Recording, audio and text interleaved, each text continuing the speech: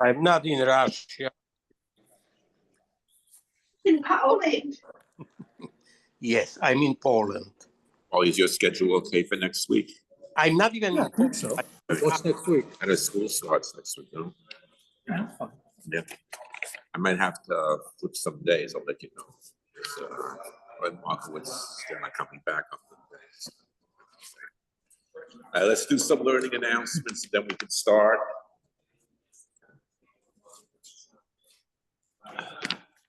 Week of Learning sponsored by Allison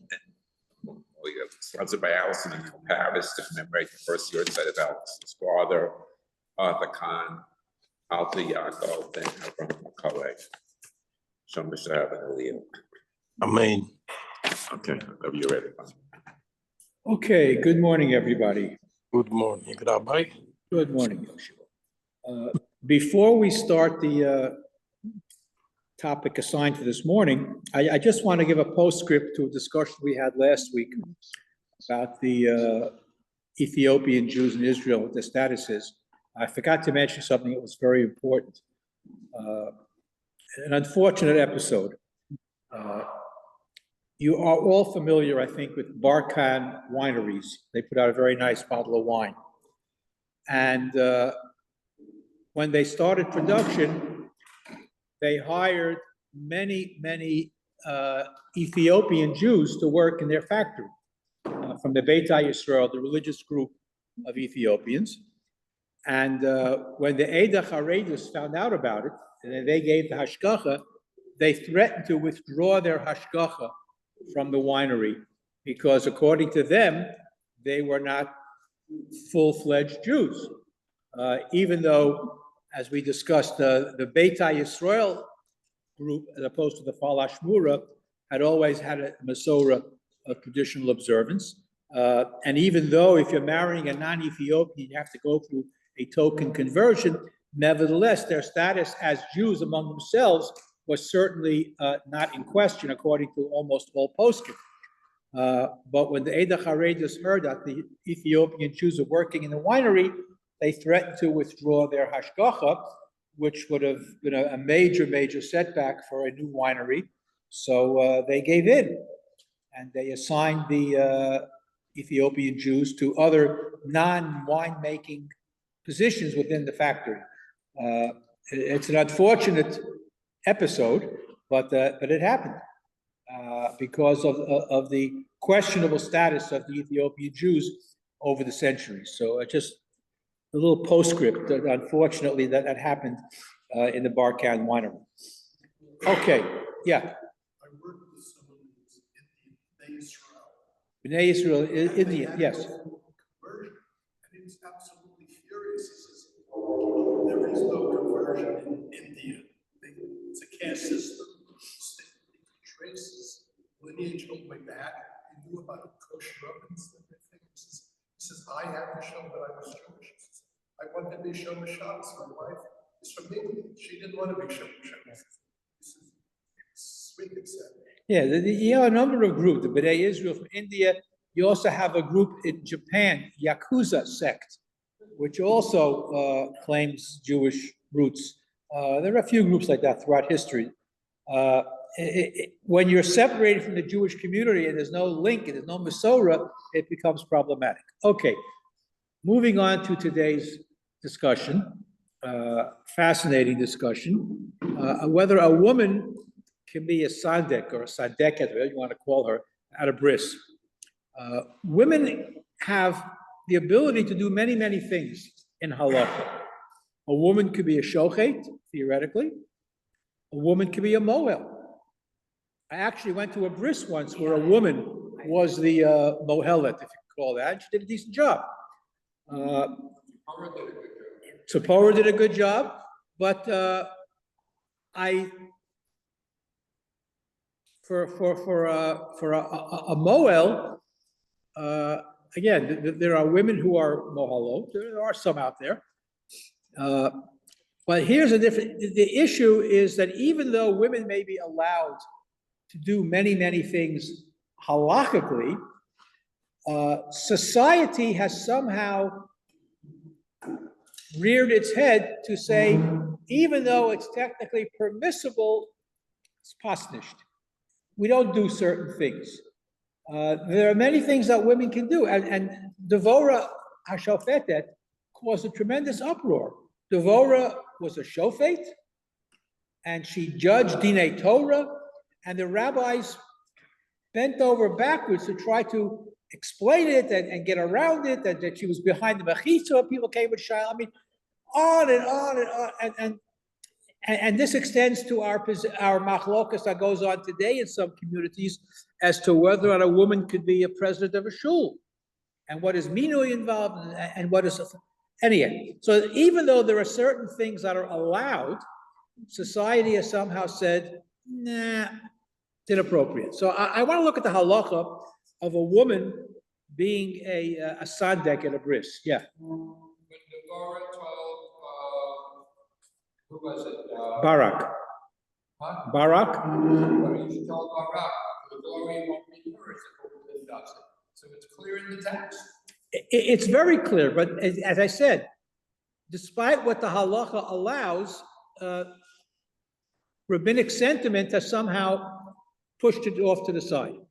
So let's take a look. First of all, where does a bris take place? That's an important subtext that we're going to find is important here. Today, most brises take place in shul, which already has a separation between men and women. So that's one issue, which we'll get to. On the other hand, there are many times that a bris takes place at home or in a hospital where the sexes are standing together and not separated, which provides another option for certain things that can't take place in the shul could possibly take place at home or in another setting. Historically, and this is important to know, that initially, the person that brought the baby in was also the sandik. The kvater, the son. Only in the 10th century were these two positions divided up, two kibudim, if you will. Bringing in the baby and sitting on your lap during the bris, they were separated into two separate functions. And all of the earliest sources that we have, the early Rishonim, especially in Ashkenaz, attest to the fact that both men and women could serve in this capacity. That they were, now, whether it took place at home or in the shul, we'll get to. But it was not uncommon. It's a fascinating tshuva where two grandmothers were arguing over who should be the sandik. Fascinating. Masa be'echad shenolad lo bein. His wife gave birth to a son. V'tziv solonu imo la'soso bal bris. His mother, the grandmother, said, I want to be the sandik, or the sandeket, we don't want to call it. The other grandmother said, no, I want to be the sandik. And they submitted the question to the Rav. And he said, well, since it's the father's mitzvah to circumcise his son, so therefore he can designate his mother to be the sandeket. But the fact is that this was not an uncommon occurrence in the early Middle Ages. This all changed in the 13th century. We're going back a few years now. The Maharam Rutenberg was the Gadol Hador in that period of time. And he said that a woman should not serve in this capacity because it's not appropriate to do this in a shul setting. So apparently in his time already, they celebrated the bris in shul, even though most brises took place at home. But if it took place in shul, so he says, what is it? Eino nira li klal minha kosher. this does not seem to be an appropriate practice. However, shenoagim berov makomos. It's a very widespread custom. He didn't like it, but it was very, very widespread. Sha'isha yoshevet bebeis hakneses im ha'anoshim. In other words, if the bris took place in shul, the women are behind the mechitza, and all the men are on the other side, and a woman walks in the middle of the men's section carrying a baby. It's the equivalent of pasnisht. That's what he says. The lav urcha likones isha mekushetes bein ha'anoshim ubnei hashchina. It's inappropriate for a woman who's all dressed up to come into the men's section of shul. So again, he acknowledges the fact that it was a widespread custom. And we know it's very difficult for even the greatest rabbis to stop something that is so widespread. I'll give you the classic example. It always irks me tremendously. It is contrary to halacha, for example, on Shabbos, to ask for petitions, to make personal requests on Shabbos. Yet almost every shul in the world on Shabbos makes a Misha Beirach for Poland. It's usur, plain and simple. Try stopping it. Can't. And nobody even talks about it anymore. It's very clearly prohibited to do it. Yet it's a widespread custom. Where did it all start? This is not a topic for today, but it all started from Nicham Avelu. If you see a person who's Toch Shiva on Shabbos, so the Gemara says you're allowed to say to him, were it not for Shabbos, I mean Menachem Ovel. The Shabbos, he milahis nachem. I can't be Menachem Ovel, it's Shabbos. So they throw in this word, for Shabbos, he malizo. Nishta Shabbos correct. But, all right, so it's difficult to stop a widespread custom. But it was very, very widespread. Initially, he was not successful. He says, Tza'akti yomim rabim v'leste eshkach. I tried and I yelled and no one listened to me. This is the Maharam of Rutenberg, the Godel Hador. But eventually, succeeding generations followed his advice, and the practice came to an end. And you don't see women in this position. I've never seen it. I don't think anybody else has. And it's been codified by the Ramah in Shulchan Aruch. It says, "Ein leisha liyo sandek latinok." A woman should not be the sandek. Interestingly, he modified b'mokom she'efshar be'ish. If it's possible to have a man do it, a woman shouldn't do it, and because it's considered inappropriate. Again, in shul, yeah. Did you say she'd be allowed? Technically, she's allowed to be. That would be the same problem. Yeah.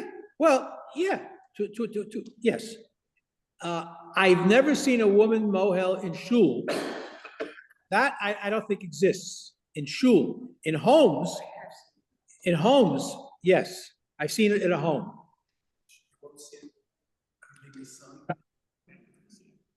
We'll get to that. In all probability, yes. But we'll get to that. So the Ramah, even though he notes his disapproval of this particular minhag, he doesn't say usur. The language is, a woman should not. It's unacceptable. So what's the problem? Obviously, it's the woman, if it's in shul, it's the proximity, it's the woman among men in shul. That's the problem. If it's not in shul, is there a problem for a woman to be a sandek if it takes place at home? So the issue of men and women being together is obviated, it's taken away. It's less of an issue at that point. However, there's another issue. And the Mefarshim talk about it. The Maharil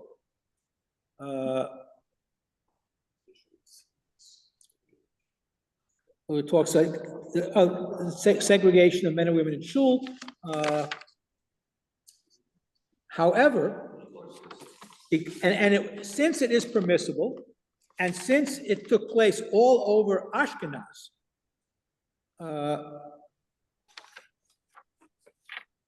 the issue at a home is less obvious. For example, and by the way, one other thing also, in addition to being in shul, what do we do after the bris is over? Say Oleinu. So there's davening taking place as well, on top of everything else that goes on.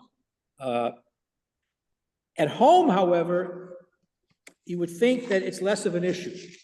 But there is one other issue that comes up, which the later post can talk about. Even though it's permissible for a woman to be a sandek, and there's precedent for it, most moalim would be, I think, uncomfortable in such close proximity to a woman's lap while they're doing a bris. It would be, I would assume, most moalim are religious individuals, and to be standing that close to a woman, working on it just might be uncomfortable. I'm not saying it's usur. I mean, I say, but most moalim would feel very uncomfortable in that proximity to a, you're sitting, first of all, the child is usually on a pillow on the woman's lap. So it's closer, and it's just a feeling of discomfort on the part of the moel. Halachically, it may not be an issue. Halachically, there's no, however, there are certain realities. Yes, hey. You're playing the game of elephant in the room. Going through everything, every other excuse, sneers, shul. It's because it has to do with the aether of the Zohar, and this world, the post-medieval world, there's no way the Ashkenazi group world is going to allow it. A woman's not going to get close to a man in power, even the baby. That's the real reason. Everything else is a terrorist. Okay, I'm not arguing that. I mean, the bottom line is there's no prohibition for a woman to be a sandek, period. The common sentiment, however, among religious Jews is that we don't do that. Not because it's usur, because pasnish. So there's no isur involved. A moel might be uncomfortable, but it's not prohibited. But again, most women, being that women are tsanua in most cases, many women would feel uncomfortable to be the focus of so much attention. Bringing the baby in, sitting on the big chair, everybody's staring in that direction. So whatever the reasons are, it's not a halachic reason, it's a sociological one, perhaps. You can alleviate the problem by using a female lawyer. A what? A female lawyer. All right, if you have a female, again, in shul, it's a bit problematic. At home, it's not a problem at all. You can do it at home. If you had a female moel, you had and a woman being a sadek, it solves the problem of the moel being uncomfortable. Yeah. I heard this from Rabbi.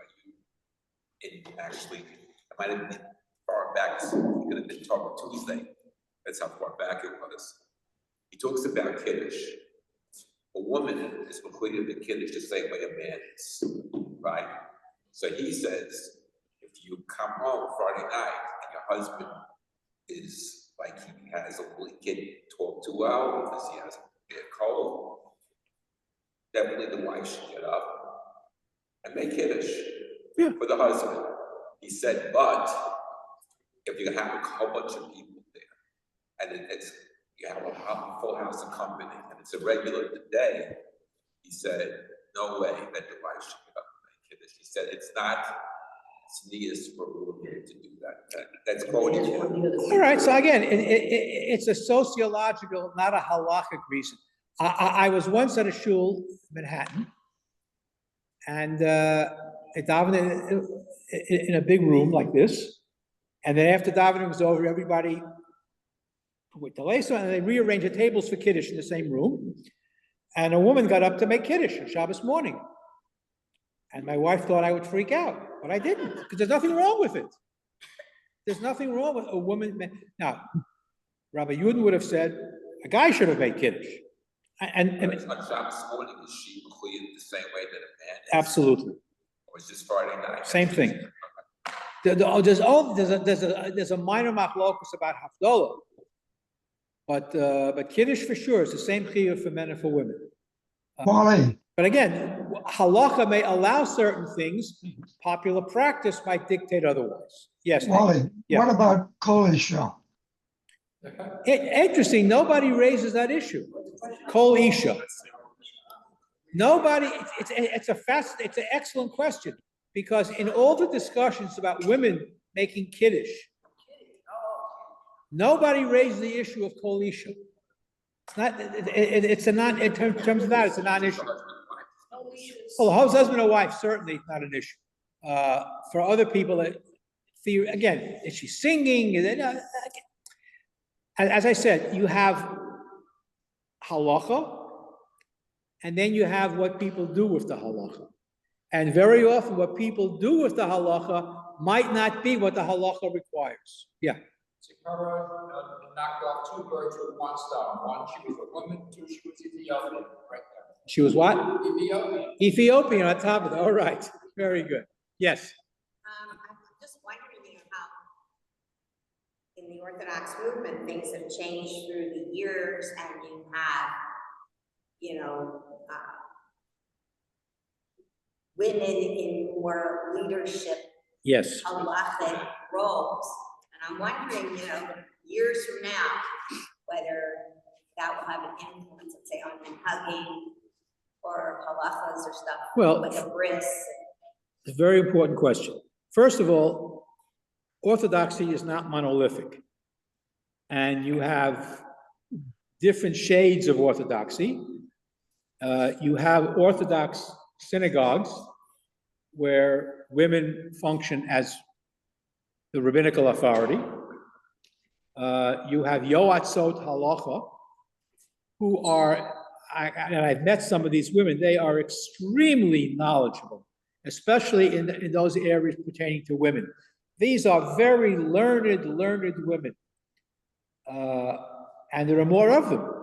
Years ago, I remember, I was talking to the fellow in Yerushalayim who administers the tests for people to become Yoatzim or Yoatzot in the Bezdin. In the rabbinical court, you can bring people who can help the litigants make their claim. And you have to pass a test in order, like a bar exam, to be a Yoetz in a Bezdin proceeding.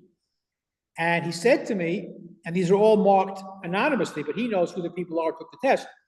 He says the women score better than the guys on these Choshen Mishpat type of questions. They're very bright, and I say, if you ever have a chance to talk to a woman who's a Yoetzet, these are very learned women in their particular area of expertise. So in the future, again, it's what the community is willing to accept. In this shul, I don't think you're going to see it.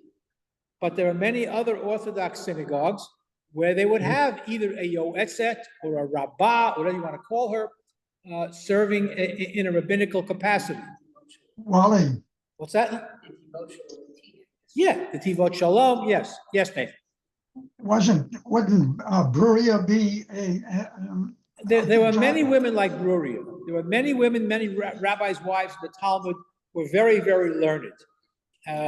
Unfortunately, Bruria got into trouble with one of our mayor's students. That's another story. So the rabbis pointed out as a reason why she shouldn't have been so learned. But in any event, yeah. Yes, with rabbis, he's about women learning Kabbalah. He said, unfortunately, they're my best students. Yeah. Unfortunately, they're my best students. But when Rav Soloveitchik opened up Maimonides in Boston as a co-ed yeshiva. He got a lot of flack when he spoke at Stern about women learning Gemara. And Rabbi Willig was there at the time. I forget who else was there at the time. Huh? Rabbi Cantor. Well, no, but before Rabbi. This is before Rabbi Cantor. But Rabbi Willig was there. I don't know if Rav Schechter. I'll just finish with one story, and then we can. And I say what the halacha allows and what people do are two different things. Many years ago, I chaired a conference of educators, and the one evening's lecture I thought was going to be really packed the hall. It was Chaim Soloveitchik, the Rav's son, and Rav Hershel Schechter, and it was on the topic of whether women should study Gemara, girls at that time, and the place was packed. And Chaim Soloveitchik comes up, and he gives a long, brilliant analysis why it's not a problem at all for women to learn Gemara. And he quotes sources left and right, and he's an excellent lecturer. A little bit dry, but an excellent, very knowledgeable. After all, he's a Soloveitchik's son. And people were excited. Sits down. A Hershel Schechter gets up and hear a pin drop. Halavai, the boy should learn Gemara. And he sat down. And that was it. So you have different points of view. Anyway, the takeaway is what the halacha allows is not always what the Jewish community will accept. And it depends on where you are and which community you belong to. Have a wonderful day. Yeah. Was Rabbi Metzger there, or he wasn't present? No, he was not part of this group.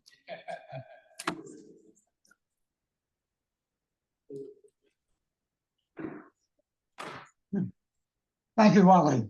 Have a good day. Thank you. Thank you, Wally. Be safe out there. Have a good day. Have a good day, everybody. Yishem Adonai Baruch Yatov Yad Olam. Baruch Shem Shlot V'Chayinu.